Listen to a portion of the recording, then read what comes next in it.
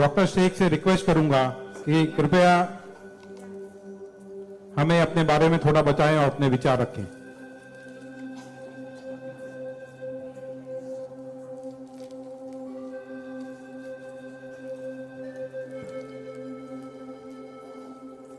सबसे पहले तो मैं अल्लाह रब्बुल इज़्ज़त की बहुत ज़्यादा शुक्रगुजार हूँ कि उसने मुझे इतनी इज़्ज़त दी और इस मकाम तक पहुँचाया कि मैं अपनी लाइफ के जो फैक्ट्स हैं, जो जर्नी में आपके साथ शेयर कर सकूं।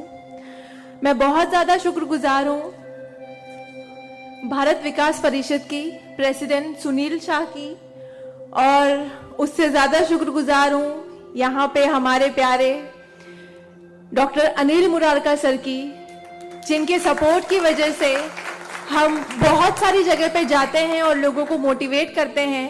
और जितना डॉक्टर अनिल मुरारका सर एक डिसेबिलिटी को लेकर जितना कंसर्न है, उतना मैंने किसी को नहीं देखा। तो I really thankful for him for that. 2008 मैंने अपना 10th क्लियर किया था। मैंने टॉप किया था पूरे जोगेश्वरी में विद 92.15% लेकर, और मेरा ख्वाब था कि मैं डॉक्टर बनूं और लोगों को सर्व करूं। मैं मिडिल क्लास से ताल्लुक़ रखती हूँ। मेरे जो अब्बू हैं वो वेजिटेबल वेंडर हैं, तो हमारे घर पे बहुत फाइनेंशियली प्रॉब्लम थी। तो मेरा बस एक ख्वाब था कि मैं डॉक्टर बनूं, लोगों की हेल्प करूं, और उसके लिए मैंने साइंस में एडमिशन लिया। देन 11 साइंस जब मैंने एडमिशन लिया, मेरा कॉलेज बांद्रा में था और मेरा घर जोगेश्वरी में। मैं रोज लोकल ट्रेन से ट्रैवल करती थी Jogeshwari to Bandra. 7 October 2008 that was the day जब मैं कॉलेज से घर वापस आ रही थी। मेरे सेमेस्टर चल रहे थे उस वक्त, और सुबह 10 बजे का वक्त था। 10 बजे, आप सब लोग मुंबई से बिलोंग करते हैं, सबको पता है लोकल ट्रेन में बहुत रश आर होता है। वो ट्रेन जब अंधेरी से निकली, मैं अपनी सीट से उठी और मुझे नेक्स्ट स्टेशन मेरा जोगेश्वरी था, मुझे वहां उतरना था। लेकिन मेरे सीट से उठने और स्टेशन के आने तक के बीच में वो एक लम्हा था जिसमें मेरी पूरी जिंदगी बदल गई। मैं जब सीट से उठी, उसके नेक्स्ट मोमेंट मैंने अपने आप को ट्रेन की पटरियों के नीचे पाया, और जब मेरी आंखें खुली तो वही ट्रेन जिसमें मैं ट्रैवल कर रही थी वो मेरी आंखों के ऊपर से बहुत तेजी से गुजर रही थी। एक लम्हे को लगा कि मैं कोई ख्वाब देख रही हूं, लेकिन जब ट्रेन पूरी तरह से मेरे पैरों से गुजर गई, मैं वहां हेल्पलेस थी। और जब बहुत दूर जाके किसी ने चेन रोकी, वो ट्रेन रुकी, और उस ट्रेन को रुकता हुआ देखकर मुझे एहसास हुआ कि मैं कोई ख्वाब नहीं देख रही हूँ। मैं सच में ट्रेन से गिर चुकी हूँ, और मैंने अपनी दोनों टांगे उस ट्रेन के पहियों के नीचे आ गई है जिसमें मैं ट्रैवल कर रही हूँ। वो पूरी 12 डब्बे की ट्रेन मेरे पहियों से गुजर गई। किसी ने चेन रोकने की हिम्मत नहीं की। और मैं जब वहां गिरी तो लोगों ने मुझे देखा, और 10-15 मिनट बाद काफी लोग आए, मेरे आसपास खड़े हो गए। मेरे पास सेलफोन नहीं था।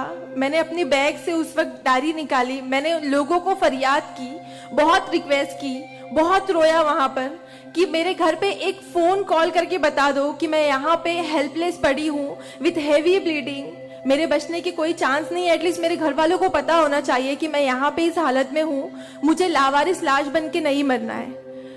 बट उस वक्त मैं यही कहूंगी कि अल्लाह ताला की मसलहत थी। अल्लाह ताला उस वक्त जो मेरी तकदीर में था, किसी ने मेरी हेल्प नहीं की, और मैं वहां पे 30 मिनट ऑलमोस्ट मैं ट्रैक पर विथ हैवी ब्लीड, मेरे दोनों पैर ट्रेन के पहियों के नीचे आ गए थे। मैं उसी हालत में पड़ी रही और मैं कॉन्शियस थी।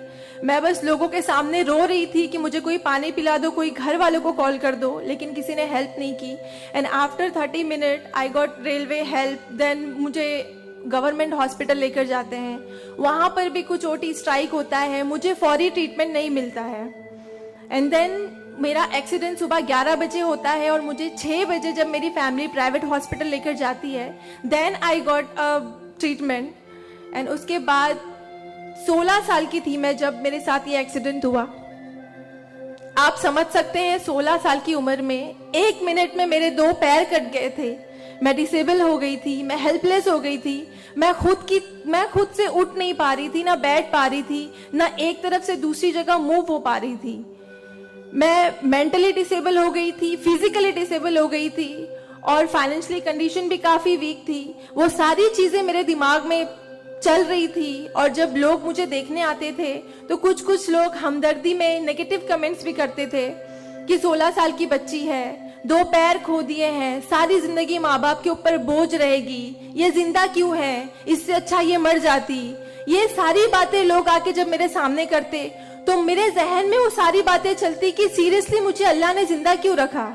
जब मुझसे दोनों पैर ही लेने थे 16 साल की उम्र में, मैं खुद से मूव नहीं कर सकती हूँ, मेरी मम्मी को इतना सब कुछ झेलना पड़ रहा है। जिस उम्र में मुझे अम्मी की हेल्प करनी चाहिए उस उम्र में वापस से मम्मी मुझे गोद में उठाकर लेकर जा रही है, वापस से मेरी खिदमतें कर रही हैं। तो मेरी जिंदगी का मकसद क्या है? मुझे दोबारा जिंदगी क्यों दी अल्लाह ने? मैं बहुत शिकायतें करती थी अल्लाह से, मैं बहुत रोती थी, लेकिन उस मुश्किल वक्त में मेरे कॉलेज, मेरे स्कूल टीचर्स और बहुत से ऐसे नेक बंदे भी थे जिन्होंने मुझे हौसला दिया। उनमें सबसे पहले मेरी फैमिली आती है, मेरी बड़ी सिस्टर की फैमिली आती है। मेरी मम्मी ने मुझे एक जुमला कहा जो जिंदगी भर और मैं हर फंक्शन में बोलती हूँ, वो कि बेटा तुम रो मत, तुम्हारे साथ आज जो ये हादसा हुआ है, अल्लाह ने तुमसे सिर्फ 2 पैर लिए हैं, तुम्हारे पास तुम्हारा दिमाग है, तुम इतनी फास्ट ट्रेन से गिरी हो, तुम्हारे सर पे चोट लग सकती थी, तुम्हारी जान जा सकती थी, लेकिन अल्लाह ने सिर्फ तुमसे 2 मामूली पैर लिए हैं। क्या पता फ्यूचर में तुम्हारे लिए बहुत कुछ रखा हो। तब मुझे बातें उनकी समझ नहीं आती थी, लेकिन अल्हम्दुलिल्लाह अल्लाह का लाख लाख शुक्र है कि आज इस मौके पर जब लोग मुझे एज अ इंस्पिरेशन समझते हैं, एक आइडियल करते हैं, तो मुझे समझ में आता है कि मेरी अम्मी सच बोलती थी कि हौसला रखो, सिर्फ 2 टांगे गई है। आज मैं जब अपने प्रोस्थेटिक लेग से चलती हूँ तो लोगों को पता नहीं चलता कि मेरे पास 2 पैर नहीं है, मेरा एक पैर थाइस के पास से नहीं है, दूसरा नी के पास से नहीं है, बट लोगों को ये अंदाजा नहीं होता है। तो बस मेरी अम्मी ने जो एक बात कहा था कि अल्लाह पे यकीन रखो बच्चा, तुम्हारे साथ जो हो रहा है और जो होगा वो सब अल्लाह ने प्लान किया हुआ है, तुम बस हिम्मत मत हारो कभी भी और बस डटे रहो अपने जुनून के पीछे कि तुम्हें डॉक्टर बनना है। तुम्हारी 2 टांगे नहीं तो क्या हुआ, तुम्हारे पास दिमाग है, तुम ज़हीन हो, तुम आगे बढ़ो। और क्या पता तुम आगे लोगों को लोग तुम्हें आइडियलाइज करें इस चीज को लेके। मेरे डॉक्टर संजय कंधारिया, ऑर्थोपेडिक सर्जन, उन्होंने सबसे ज्यादा सपोर्ट किया इस बात को लेकर कि तू डॉक्टर बन। मैंने अपने जीने की उम्मीद छोड़ दी थी, डॉक्टर बनने की उम्मीद छोड़ दी थी, लेकिन जब उन्होंने मुझे बताया कि तुम डॉक्टर बन सकती हो, तुम बनो, देन मैंने प्रिपरेशन स्टार्ट की। सीईटी कॉमन एंट्रेंस टेस्ट होता है to getting admission in medical college, मैंने वो क्रैक किया। I got 3rd rank all over Maharashtra in PH quota. And after that मुझे बहुत खुशी हुई कि मैंने 3rd रैंक क्लियर किया है। Now I got admission, I will get admission in MBBS. But वहां पर भी एक प्रॉब्लम थी मेरे लिए कि मुझे डिसेबल परसेंटेज 89% डिसेबल हूं मैं, और मेडिकल में एडमिशन के लिए 40 to 70 there is a criteria to get admission for MBBS. मैं मोर देन 70% डिसेबल हूँ, ये कहकर मुझे उन्होंने डिनाई किया कि आप एलिजिबल नहीं हो, आप एमबीबीएस में एडमिशन नहीं ले सकते हो, आप डॉक्टर नहीं बन सकते हो। तो उस बात को लेकर मैं बहुत डिप्रेस हो गई। देन मैंने वापस अपने डॉक्टर से हेल्प मांगी। उन्होंने मुझे एक मशवरा दिया कि आप हाई कोर्ट जाओ, बॉम्बे हाई कोर्ट, और जिस बात के लिए एक नॉर्मल स्टूडेंट को सिर्फ पढ़ाई करनी होती है, अच्छा रैंक लाना होता है, मुझे उस चीज के लिए मैंने वो किया, लेकिन उसके बाद भी मुझे बॉम्बे हाई कोर्ट जाना पड़ा। एंड मैं गई, मैंने अब हार नहीं मानी और मैं गई बिकॉज वो मेरा हक था, मुझे डॉक्टर बनना था। और जब मैंने वापस अपनी नॉर्मल जिंदगी स्टार्ट की अपने प्रोस्थेटिक लेग से, मैंने आना जाना शुरू किया, अकेले ट्रेन ट्रैवल करना शुरू किया, देन मैंने रियलाइज किया कि मेरे अंदर कोई कमी नहीं है, मैं एक नॉर्मल लड़की हूँ, मेरे पास पैर नहीं तो क्या हुआ, मैं लोगों को सर्व कर सकती हूँ, मेरे अंदर पैशन है डॉक्टर बनने का। तो मैंने वो बस अल्लाह पे यकीन रखा और मैंने ये सोचा कि अगर अल्लाह ने मेरी किस्मत में रखा है डॉक्टर बनना तो मैं जरूर कोर्ट में फाइट करूंगी।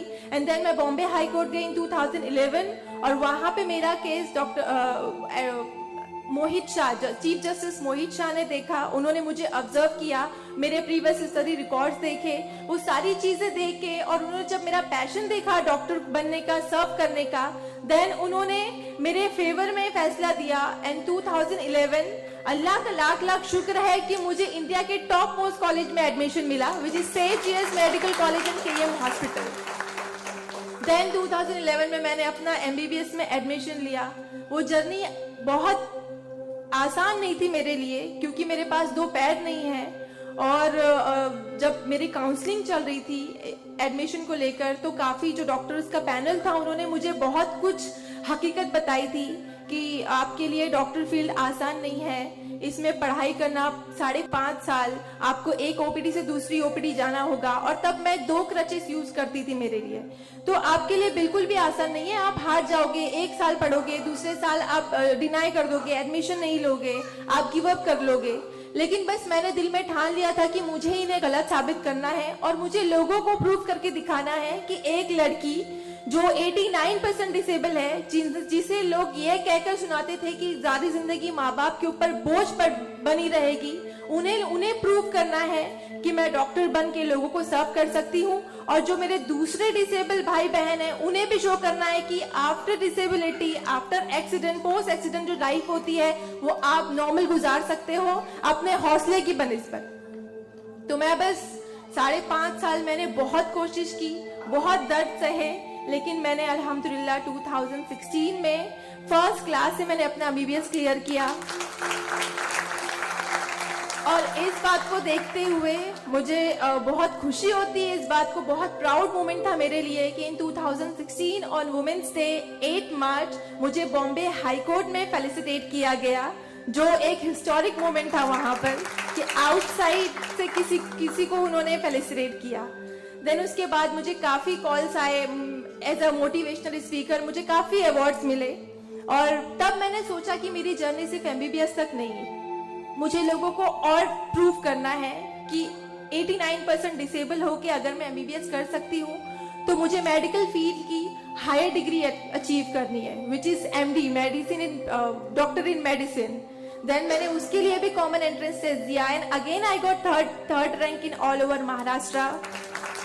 और यहाँ पर भी देन अगेन उन्होंने प्रॉब्लम क्रिएट की मेरे लिए। After completing my MBBS with flying colours, उन्होंने वापस मेरा मेडिकल एडमिशन डिनाई किया कि आप नहीं कर सकते हो because you are 89% disable. Then मुझे एक बहुत हम्बल इंसान मिले, member of parliament Kirit Somaiya sir. उन्होंने फौरन से मेरी एप्लीकेशन सेंट्रल हेल्थ मिनिस्टर के पास लेकर गए और वहां से विद इन 2 डेज ये जो क्राइटेरिया है 40 to 70% डिसेबिलिटी का मेडिकल में एडमिशन के लिए, this is a 20 years old clause, और विद इन 2 डेज ये क्लॉज चेंज करवाया उन्होंने बिकॉज ऑफ माई एप्लीकेशन। वो क्लॉज चेंज होके बस ये है कि मिनिमम 40% क्राइटेरिया है और मोर देन 70% जो भी डिसेबल हैगा they will get admission in medical field. तो मेरी जो जर्नी थी यहाँ तक की, और उसके बाद मैंने रिसेंटली 2019 में मैंने एमडी में एडमिशन लिया और with same college Saint GS medical college and KM hospital, और मैं अभी रिसेंटली फर्स्ट ईयर रेसिडेंट हूँ एमडी पैथोलॉजी में।